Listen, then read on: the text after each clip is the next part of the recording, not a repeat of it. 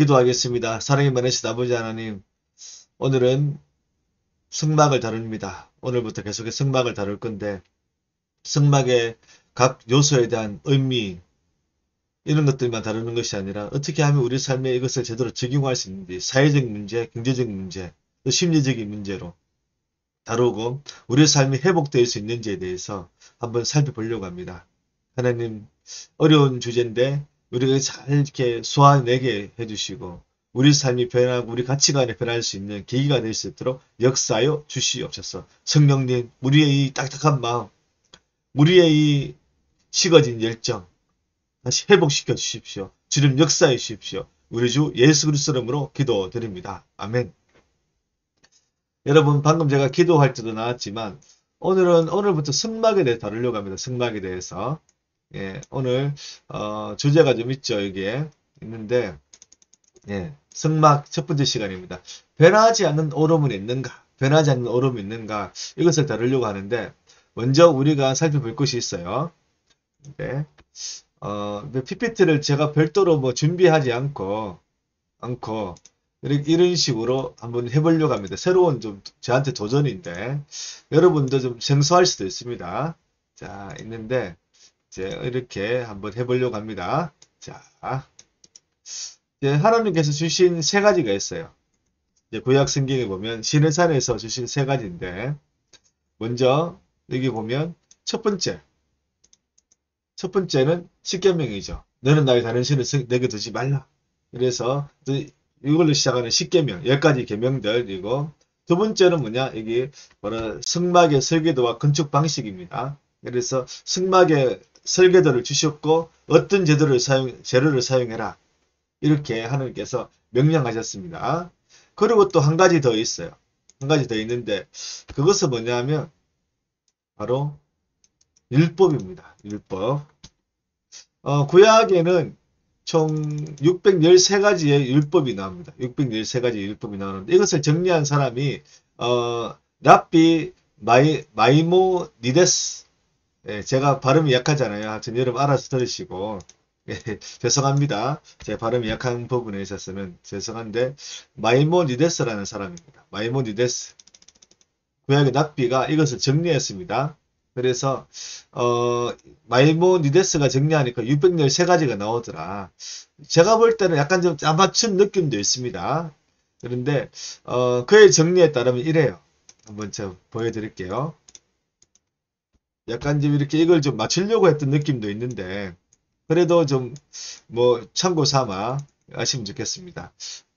첫 번째는 뭐냐면 하라예요. 하라.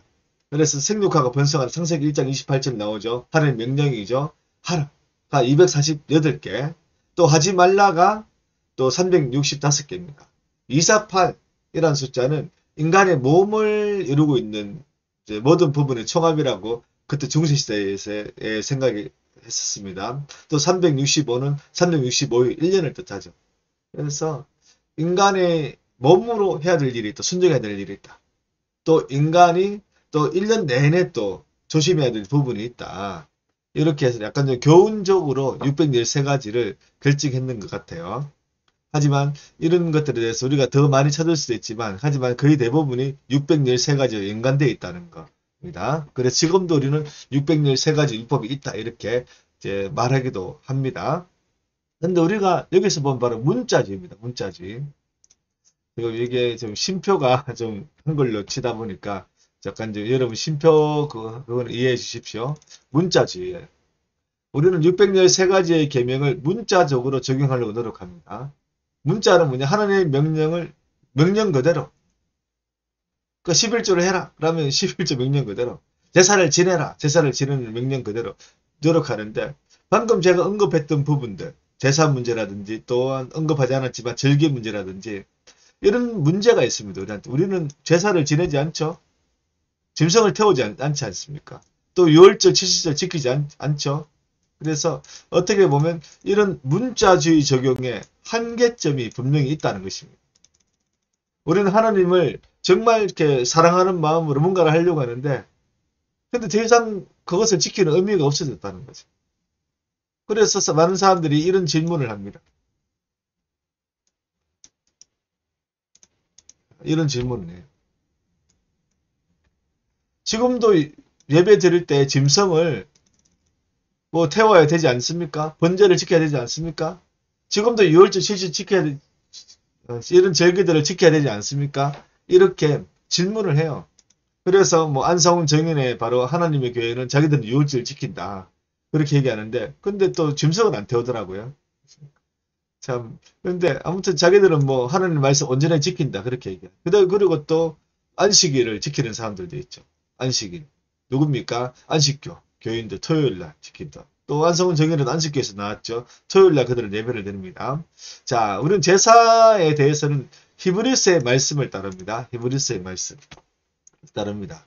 여기 보면 히브리서 10장 9절 10절 그 후에 말씀하시기를 보시옵소서 내가 하나님의 뜻을 행하러 왔나이다 하셨으니 그 첫째 것을 폐하심은 둘째 것을 세우려 하심이라. 이 뜻을 따라 예수 그리스도의 몸을 단번에 들이심으로 말미암아 우리가 거룩함을 얻었노라. 여기서 이 첫째 것은 뭐냐? 첫째 것. 첫째 것. 첫째 것이 있는데 이 첫째 것이 뭘까요? 첫째 것. 바로 구약의 제사를 얘기하는 구약의 제사뿐만 아니라 어떤 의식적인 거 다 얘기하는 겁니다. 율법을 얘기합니다. 둘째 것은 바로 예수님의 십자가 죽으심. 바로 복음을 얘기하죠. 그래서 첫째 것은 율법, 둘째 것은 복음입니다. 복음인데 첫째 것은 율법을 다 폐한다는 거죠. 그리고 복음을 세운다. 십자가 복음을 세운다. 그래서 엄밀하게 첫째 것은 율법 중에 제사를 이제 여기서는 이제 의미하기도 하는데 그래서 예수님은 십자가에서 단번에 우리 죄 문제 해결했잖아요. 그래서 이 죄 문제 해결이 참 중요합니다. 자, 구약의 제사, 또 예수님 십자가 죽으시면 인간의 죄 문제 해결이죠. 그런데 구약의 제사는 죄를 지을 때마다 매번 드려야 돼요. 매번. 그래서 죄를 없애는 데는 한계가 있다는 것입니다. 하지만 예수님 십자가 죽으심은 우리 대신 죽으셨잖아요. 단번에 죄를 없애는 거죠. 구약의 짐승들이 죽는 것도 나 대신 죽는 겁니다. 대속이에요. 그게 대속. 대신 이제 죄를 없앤다. 대속. 네. 그런데 예수님이 십자가 죽으심도 대속. 나를 위해 죽으신 거죠. 나 대신. 하지만 구약의 제사는 계속 반복해서 드려야 되지만 예수님의 십자가 죽으심은 단번에 죄를 없애는 것입니다. 그래서 우리는 오늘날 제사를 지내지 않는 것입니다. 그러면 절기는 어떨까요? 절기. 절기에 관한 문제. 절기에 관한 문제는 우리가 특히 바울의 말을 인용합니다. 갈라디아서 4장 10절 11절 너희가 날과 달과 절기와 해를 삼가지키니 내가 너희를 위하여 수고한 것이 헛될까 두려워하느라 얘기하고 있어요. 헛될까 두려워하느라. 여기서 날은 뭐냐? 자, 쭉 제가 다시 보여드리겠습니다. 자, 날. 날은 안식일과 금식일을 얘기합니다. 매월 첫날 드리는 달은 매월 첫날 월상 예배. 매월 첫날 항상 월상 예배를 드렸습니다. 첫째 날 예배. 또 절기는 유월절, 실시, 장마절, 나팔절, 불임절 많이 있죠. 구약에. 또 해는 7년마다 돌아오는 안식년, 50년마다 돌아오는 희년을 의미합니다. 물론 안식년과 희년은 이스라엘 백성들이 지킨 적이 거의 없는 것처럼 보여요. 거의 없는 것처럼 보여요. 하지만 이 절기들과 달과 날은 이제 구약 성경에도 보면 좀 지킨 흔적이 나오는데 아무튼 바울이 시작하는 것은 이런 구약의 의식들을 지키는 것 자체가 아니라 이런 것들을 반드시 지켜야 하나님의 백성이요 구원받는다는 그 율법적인 사고방식을 바울이 지적하는 거예요. 우리는 더 이상 자유롭다. 더 이상 얽매이지 않는다. 이제 우리는 자유롭다. 그래서 그리스도인들은 자유하기에 더 이상 지키든지 안 지키든지 상관없다. 부흥과 상관없다. 또 하나님의 백성의 상관없다.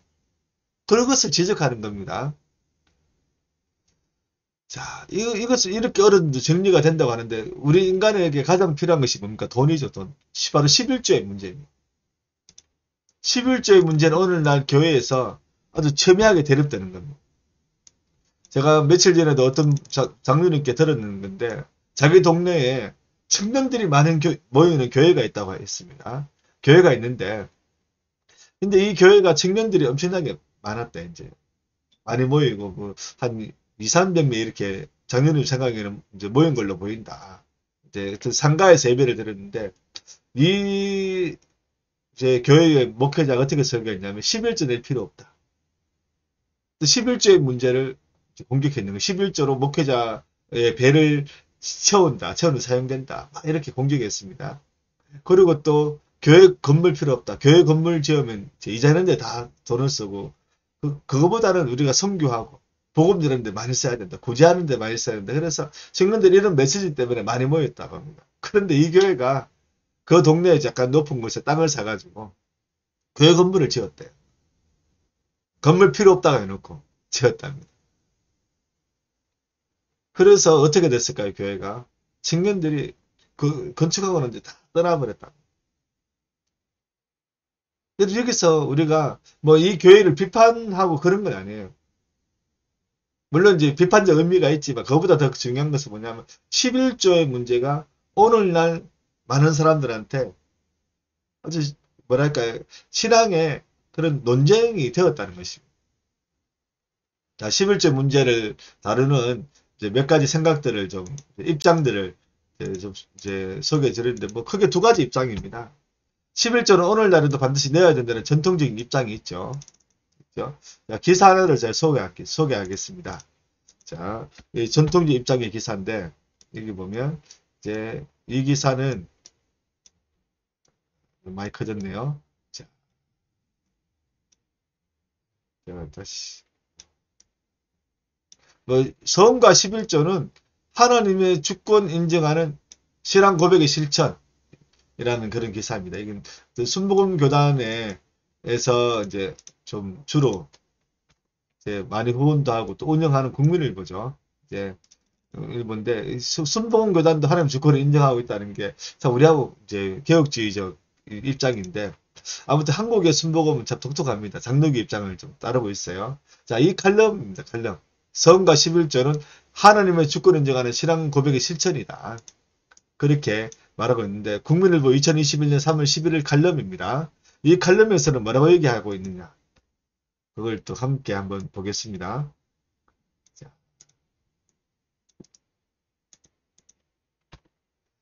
여러분들 이렇게 제가 뭐 복사해 붙이고 이런 것들이 좀 재밌지 않습니까? 저는 참 새롭게 하니까 재밌는데 자, 글자가 약간 좀 보이는지 여러분 보일 것 같네요. 자, 11조 3절 의미는 하나님의 내 삶의 주인임을 고백하는 것이다.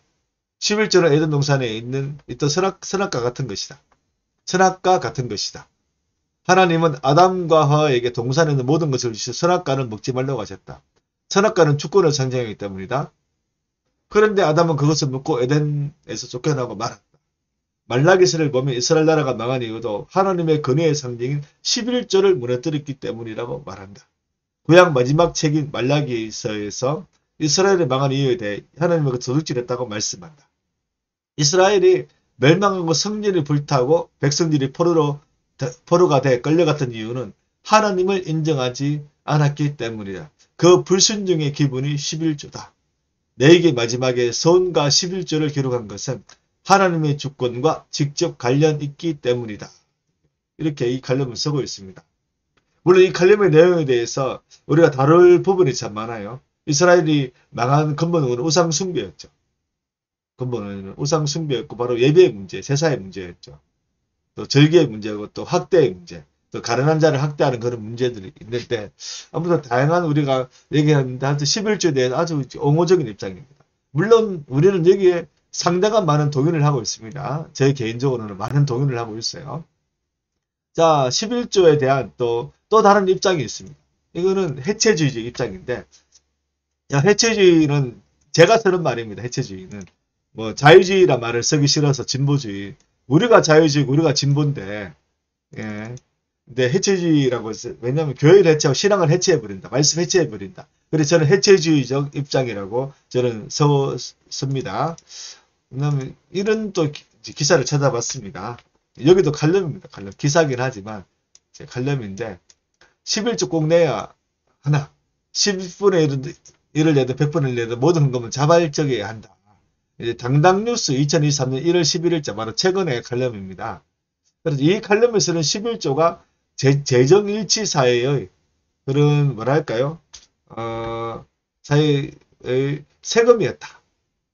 세금에 물론 그 10분의 1을 신전에 바치는 그런 제도가 있었어요. 옛날에 있었는데 바로 그것을 얘기하는 것입니다. 그래서 그러면서 온전한 11조 강조하는 교회는 다니지 말라. 이런 표현까지 쓰고 있어요. 이런 표현까지. 자, 여기 또 한번 제가 복사해서 이 칼럼의 내용을 그대로 옮겨보겠습니다. 그렇습니다. 헌금은 세금이 아니다. 자발적으로 내는 것이다. 온전한 11조를 강요하는 교회가 있다면 그 교회에 다니지 말라. 교인들을 돈으로 보고 자기 이속만 챙기는 교회일 가능성이 많기 때문이다. 이렇게 하면서 이 11조 문제를 교회와 목회자를 비판하는 또 도구로 돌려까기라고 얘기하죠. 도구로 사용하고 있다는 것입니다. 자, 여러분은 어떤 입장에 서 계십니까? 우리 교회 성도들은 대부분 다 헌금을 열심히 하고 또 11조에 대해 철저하기 때문에 이런 전통적인 입장에 서 있다고 볼 수 있습니다. 근데 이런 사회적인 분위기 속에서 이런 갈등을 저도 하고 있고 여러분도 하고 있다고 생각을 해요. 자, 이제 우리가 약간 다른 문제를 또 한번 볼게요. 자, 이런 11조나 이런 문제는 논쟁이 되는데 그렇다면 도덕적 문제는 명령은 쉬운가? 하느님의 도덕적 명령. 이렇게 착하게 살라, 바르게 살라, 또 거짓말 하지 마라, 섬기며 살아라, 도둑질 하지 말라. 이런 도덕적 명령. 쉬운가? 제사 문제, 그 다음에 어떤 절기 문제, 이런 성경적 근거를 가지고 우리가 이제 좀 반박을 할 수 있죠. 11조 문제도 마찬가지고. 그래서 할 수 있는데, 근데 도덕적 명령은 좀 쉬운가? 이걸 한번 고민해 봐야 돼요. 이거는 아주 쉽다고 생각하지만 실제 그렇지 않죠. 여러분 여리고성의 나합을 보세요. 나합. 여리고성을 정탐하러 갔던 이스라엘의 두 정탐꾼이 여리고성의 군인들에게 들켜가지고 추격당했죠. 그때 나합이 숨겨줍니다. 나합은 그들을 숨겨주고 군인들한테 없다. 그들은 벌써 이미 갔다. 그렇게 얘기했죠. 우리 집을 왔다가 가버렸다. 그렇게 얘기했어요. 거짓말했죠. 여기서 거짓말은 나쁜 행동이 아니라 믿음의 행동으로 성경은 그려지고 있습니다. 믿음의 사람으로 나합은 나와요. 나합처럼 핍박받는 성도들을 숨겨주는 사람들, 또 나치 학살을 피해 도망다니는 유대인들을 숨겨준 사람들, 특별히 우리가 영화로 잘 아는 신들러 리스트 같은 영화.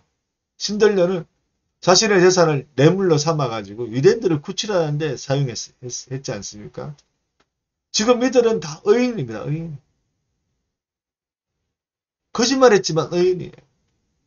쉽다고 생각하는 도덕적 명령들도 실제 생활에서는 지키기 어려울 때가 있다는 것입니다. 이런 거창한 담론이 아니더라도 우리 그런 경우 가끔 있지 않습니까? 지인 중에 방금 미용실에서 수년 만에 비싼 돈 주고 머리카락, 헤어를 이렇게 손질한 사람이 있어요. 근데 좀 헤어가 좀 그 사람 어울리지 않게 느껴지지만, 야, 너 머리가 왜 그 모양이야? 이렇게 말할 수는 없죠. 아무튼 그 사람은 모처럼 비싼 돈을 주고 없는 돈에 머리를 했는데 기분 상하게 할 수는 없잖아요.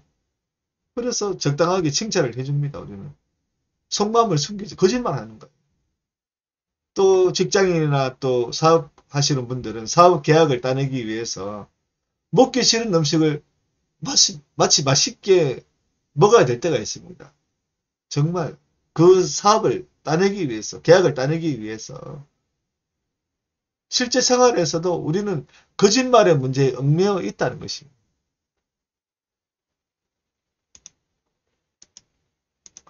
여러분, 그래서 어떤 사람들은 지금은 절대 진리가 없다고 얘기해요. 절대 진리. 구약의 제사법, 의식법, 그 다음에 이 도덕법, 다 지금은 상황률이다. 상황에 따라 바뀐다. 세월에 따라 또 가치관이 바뀌면 오름도 바뀐다. 오늘의 오름이 내일의 걸음이 될 수 있다. 또 오늘의 선이 내일의 악이 될 수 있다. 이렇게 사람들은 얘기합니다. 절대 진리는 없다고 얘기해요. 절대 진리는 없다. 우리는 이런 세상 속에 살고 있습니다. 그래서 오늘 우리의 싸움은요, 저도 열심히 이 싸움에 뭐 나름대로 하고 있지만, 사실 열심히, 진짜 열심히 하는 사람들보다는 제가 제대로 하고 있는 게 없어요. 하지만 오늘날 교회와 세상의 싸움은 동성이냐 반동성애냐, 이것처럼 보이지만, 보다 깊고 근본적인 싸움의 핵심이 있어요. 그 근저에는 절대 진리가 있다와 절대 진리가 없다는 싸움입니다. 결국 하나님이 있다, 하나님이 없다. 하나님이 우리를 만드셨다. 창조주다. 아니다. 인간이 하나님을 만들었다. 이 바로 이 싸움이에요. 이 싸움. 진리 싸움입니다. 진리 싸움. 여러분, 절대적인 진리가 여러분 있다고 생각하십니까? 없다고 생각하십니까? 이 질문의 답을 지금부터 저와 함께 이 성막을 통해서 함께 고민하고 찾아보기를 바랍니다. 물론 우리는 있다고 말할 겁니다. 하지만 확신 있게 이것이 있다고 증명해내야 합니다. 세상 속에서. 그래서 이 답을 한번 찾아보기를 원합니다. 확신하기를 원합니다. 물론 공부를 통해서 확신할 수는 없어요. 우리는 기도해야 되고 성령의 은혜를 받아야 됩니다. 우리는 더 많이 기도해야 됩니다. 세상 속에 낙심하지 않기 위해서. 기도하겠습니다. 사랑의 많으신 아버지 하나님, 오늘 성막 첫 번째 시간입니다. 진리에 대한 것을 좀 다루었습니다.